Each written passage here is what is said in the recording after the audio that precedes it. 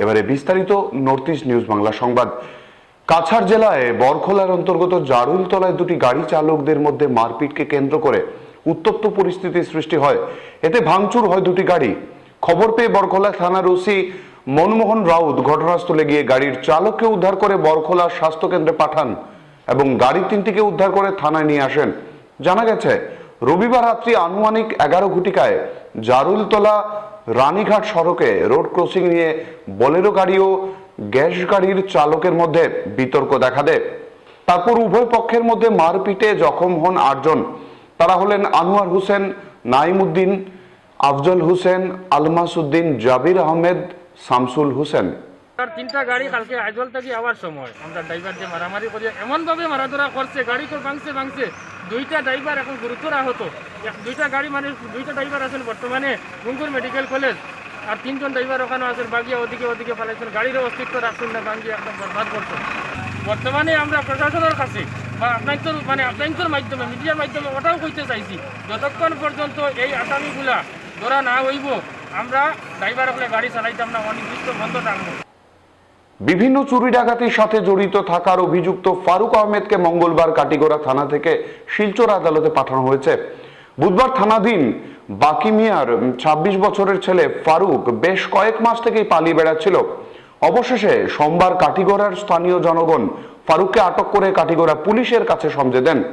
জেরার মুখে সে জানায়, একটি মসজিদ থেকে চুরি করা সামগ্রী চৌরঙ্গীর একটি ইলেকট্রনিক দোকানে বিক্রি করেছে।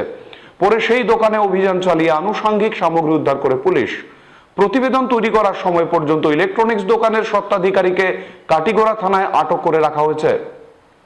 আমি মসজিদে এসার নমাজও থাকার সময় তুই আমার কেস খুলিস, খুলিয়া কেমন টাকা পাইছিলে? 50,000 টাকা পাইছি। হ্যাঁ, 50,000 টাকা পাইছি। 50,000 টাকা এখন কি নোট কি এরকম আছে? 100 টাকা না 200 টাকা না 1000 টাকা কিলো। নামিদা নাম কিদা বাড়ি কই? তোর কোন জায়গা? বাবার নাম কি দাও? বাবার নাম বাবুল মিয়া। পালা নাম কো? ইনো কোন জায়গা থাকো? গরু কাটা শুরু করছ, গরু কাটা শুরু শুরু করছি। আর কিতা শুরু করছ? আর কিছু শুরু করছি। ওই যে আরেকজনের 50,000 টাকা যখন নিছিল ইগুন কিতা? বাগানের পুকুরে স্নান করতে গিয়ে সলিল সমাধি হলো এক ব্যক্তির। ঘটনাটি ঘটেছে উদারবন থানার অন্তর্গত দয়াপুর চা বাগানে।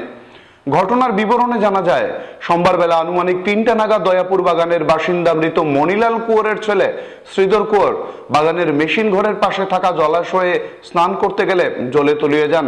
ঘটনার সঙ্গে সঙ্গে স্থানীয়দের তরফে বিষয়টি জানানো হয় উদারবন পুলিশকে। খবর পেয়ে ঘটনাস্থলে ছুটে যান উদারবন থানার ওসি প্রদীপ হালুই সহ এএসআই অঙ্কুর শইকিয়া। উদ্ধারের জন্য খবর দেওয়া হয় এসডিআরএফ বাহিনীকে।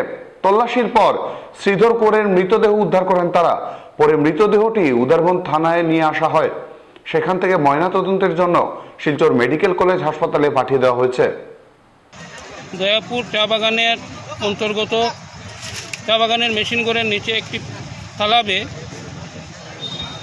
শ্রীধর কৌর নামের এক ব্যক্তি 45 বছরের, ওনার বাবার নাম মনিলাল কৌর, ও সাঁতার কাটতে নেমে ওর সলিল সমাধি হয়ে যায়। তো আমার থানার শইকিয়া স্যার উনি দলবল নিয়ে এসে এসডিআরএফ এসে এখানে তালাশি অভিযান শুরু করেন। মাত্র 20 মিনিটের ব্যবধানে মৃতদেহটি জল থেকে উদ্ধার করা হয়। প্রয়াত হলেন প্রাক্তন জিপি সদস্য বরৈতলী পঞ্চম জামে মসজিদ কমিটির সভাপতি আব্দুল কাদির। সোমবার সন্ধ্যা 6:30 নাগাদ বরৈতলী পঞ্চম খণ্ডের বাসভবনে তিনি পরলোক গমন করেন। মৃত্যুকালে বয়স হয়েছিল 62 বছর। রেখে গেছেন স্ত্রী, 3 পুত্র, 5 কন্যা, নাতি নাতনি সহ অসংখ্য গুণমুগ্ধদের। প্রয়াত কাদির বিগত বছর দিন থেকে দুরারোগ্য ব্যাধিতে আক্রান্ত ছিলেন। প্রয়াতের আত্মার চিরশান্তি কামনার পাশাপাশি পরিবার পরিজনদের প্রতি গভীর শোক ও সমবেদনা জ্ঞাপন করেন বিধায়ক খলিল উদ্দিন মজুমদার, কাটিগড়া ঐক্য পরিষদের সভাপতি নাজিম উদ্দিন তালুকদার, রুহুল আমিন, আব্দুল শহীদ, মাহবুব হোসেন তালুকদার, আব্দুল ওয়াসিদ প্রমুখ। প্রধানমন্ত্রী নরেন্দ্র মোদী প্রত্যেক ঘরে ঘরে জল পৌঁছে দেওয়ার পরিকল্পনা নিয়ে জল জীবন মিশনের প্রকল্প শুরু করেছেন। এরই অঙ্গ হিসেবে পশ্চিম কাটিগড়া অন্তর্গত রাজীবনগর ওয়াটার সাপ্লাই প্রকল্পের কাজ শুরু হয়। এ সময় উপস্থিত ছিলেন পশ্চিম কাটিগড়ার প্রাক্তন জেলা পরিষদ সদস্য সুব্রত চক্রবর্তী, কুশিয়ারকুল জিপি সভানেত্রী মিতা নাথের প্রতিনিধি কনক নাথ সহ স্থানীয়রা। এ সংবাদ জানিয়েছেন নর্থ ইস্ট নিউজ বাংলার উদারবন্দের সাংবাদিক স্নেহাংশু তালুকদার। আজকে রাজীবনগর ওয়াটার সাপ্লাই স্কিম সেটাতে রিনোভেশনের কাজ শুরু হলো। মাননীয় প্রধানমন্ত্রী মোদীজি 2024 সালের মধ্যে প্রত্যেক ঘরে জল পৌঁছে দেওয়ার যে পরিকল্পনা নিয়েছেন সেটা বাস্তবায়িত করতে আজকের এই অনুষ্ঠান এখানে আমরা শুরু হলো আজকে কাজের মাধ্যমে। তো আমরা চাইবো যে সবাই যাতে জল পায় সেদিকে ব্যবস্থা নেওয়ার জন্য, যাতে প্রত্যেক ঘরে জল পৌঁছে দেওয়া যায়। কন্ট্রাক্টর সাহেবকে আমরা বলবো ভালো কাজ করার জন্য, আমাদের এলাকার যারা লোক রয়েছেন ওরা সহযোগিতা করবেন। আর এখানে কিছু অসুবিধা রয়েছে জলের ব্যাপার নিয়ে, তো ওইটা নিয়ে আমরা আগামীকালকে শিলচর পিএইচই ডিভিশন 1-এ যাব। ইঞ্জিনিয়ার ওনাদের সঙ্গে বসে আমরা এই ব্যাপার নিয়ে কথা বলবো, বলে এটাকে আমরা একটা সলিউশন করব। তো আমি চাইবো যে সবাই যাতে সহযোগিতার মাধ্যমে এই কাজটা সুন্দর হয় এবং প্রত্যেকে যাতে জল পায়। ये काम Balram Singh and construction company को मिला है। ये बिहार की कंपनी है। पिछले 40 वर्षों से नॉर्थ ईस्ट में हम लोग अच्छा सा अच्छा काम कर रहे हैं। कोशिश हमारी कंपनी को यही रहेगी कि आप लोगों को भी बढ़िया सुविधा दिया जाए, अच्छा से काम संपन्न करें। জল জীবন মিশনের মাধ্যমে 2024-এর মধ্যে ভারতবর্ষের প্রতিটি ঘরে বিশুদ্ধ পানীয় জল পৌঁছানোর ব্যবস্থা করা হয়েছে সরকারের মাধ্যমে। তো এই অঙ্গ হিসাবে আজকে কুইশারকুল জিপির রাজীবনগর পুরাতন ওয়াটার সাপ্লাই যেটা রয়েছে সেখানে পুনরায় কাজ শুরু হয়েছে। যদিও সেই ওয়াটার সাপ্লাই দীর্ঘ বছর আগে করা হয়েছিল, কিন্তু গত 3-4 বছর থেকে এখানে পুরো বন্ধ। এই অঞ্চলের মানুষ বিশুদ্ধ পানীয় জল থেকে বঞ্চিত হচ্ছে। তার জন্য কন্ট্রাক্টর মহোদয় যখন কাজ পুরোদমে শুরু করবেন, এই এলাকার যারা জনসাধারণ রয়েছেন সবাইকে লক্ষ্য রাখতে হবে কাজ যাতে ভালো করে এবং সঠিকভাবে কাজটা হয়। তার জন্য এই এলাকার সদ্য জনসাধারণ যারা রয়েছেন সবার কাছে অনুরোধ রাখছি যে সবাই মিলে যাতে কাজটি তদারকি করতে হবে, কাজ যাতে সঠিক হয় এবং আমরা যারা পরবর্তী সময় এই অঞ্চলের জনসাধারণ কেউ যারা বিশুদ্ধ পানীয় জল থেকে আমরা বঞ্চিত না হই। রোটারি ক্লাব শিলচর ও নাতানপুর গ্রামীণ স্বাস্থ্য অনাময় সমিতির ব্যবস্থাপনায় নাতানপুর গ্রামে প্রায় 150 পরিবারের শিশুদেরকে বিস্কুট জাতীয় খাদ্য সামগ্রী বন্টন করা হয়।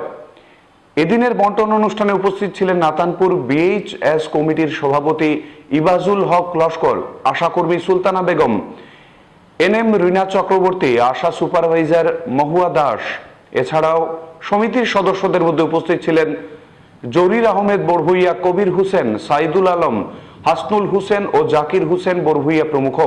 প্রত্যন্ত গ্রামীণ এলাকায় রোটারি ক্লাব শিলচরের এই সাহায্যের জন্য আন্তরিক ধন্যবাদ জ্ঞাপন করেন এলাকাবাসীরা।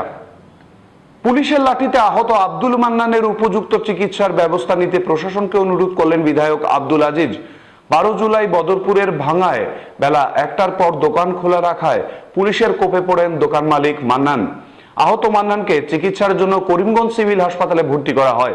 বদরপুরের বিধায়ক আব্দুল আজিজ বিধানসভা অধিবেশনের জন্য দিশপুরে তার নির্দেশে প্রতিনিধি জাভেদ জামান মান্নানের খোঁজখবর নিয়ে প্রয়োজনীয় ওষুধপত্র ও আনুষঙ্গিক ব্যবস্থা করেন।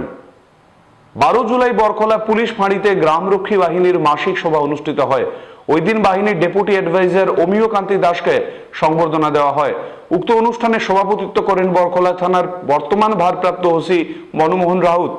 অমিয় কান্তি দাস বরখলা অঞ্চল সমূহে অসামাজিক কার্যকলাপ রোধে সবার সহযোগিতার আহ্বান করেন। সভায় বিশিষ্ট জনের মধ্যে উপস্থিত ছিলেন বিজেপি কাছাড় জেলা ভারপ্রাপ্ত সভাপতি বিমলেন্দু রায়, বিজেপি বরখলা মন্ডল সভাপতি অরিন্দন নাথ, নুরুল আলম মজুমদার, ঝন্টু সরকার, রামেশ্বর শীল প্রমুখ।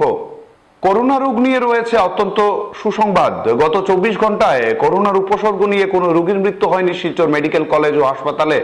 মঙ্গলবার সন্ধ্যা 5টা পর্যন্ত এই বিষয় নিয়ে বিস্তারিত জানিয়েছেন শিলচর মেডিকেল কলেজ ও হাসপাতালের উপাধ্যক্ষ ডাক্তার ভাস্কর গুপ্ত। শিলচর মেডিকেল কলেজের কোভিড সংক্রান্ত আজকের আপডেট। আজ বিকেল 5টার সময় শিলচর মেডিকেল কলেজে 93 জন পেশেন্ট অ্যাক্টিভ অবস্থায় আছেন। 56 জন পেশেন্ট কোভিড আইসিইউতে আছেন এবং 37 জন পেশেন্ট কোভিড ওয়ার্ডে ভর্তি আছেন। 13 জন পেশেন্ট ভেন্টিলেটর সাপোর্টে আছেন এবং 69 জন পেশেন্ট অক্সিজেন সাপোর্টে আছেন। গত 24 ঘন্টায় শিলচর মেডিকেল কলেজে করোনা উপসর্গ নিয়ে 12 জন পেশেন্ট ভর্তি হয়েছেন এবং 13 জন পেশেন্ট ডিসচার্জ হয়ে গেছেন। র্যাপিড অ্যান্টিজেন টেস্ট গত 24 ঘন্টায় 5টি স্যাম্পল পজিটিভ এসছে এবং RT-PCR 4টি স্যাম্পল পজিটিভ এসছে। গত 24 ঘন্টায় শিলচর মেডিকেল কলেজে করোনা সংক্রান্ত উপসর্গ নিয়ে কোনো রোগীর মৃত্যু হয়নি।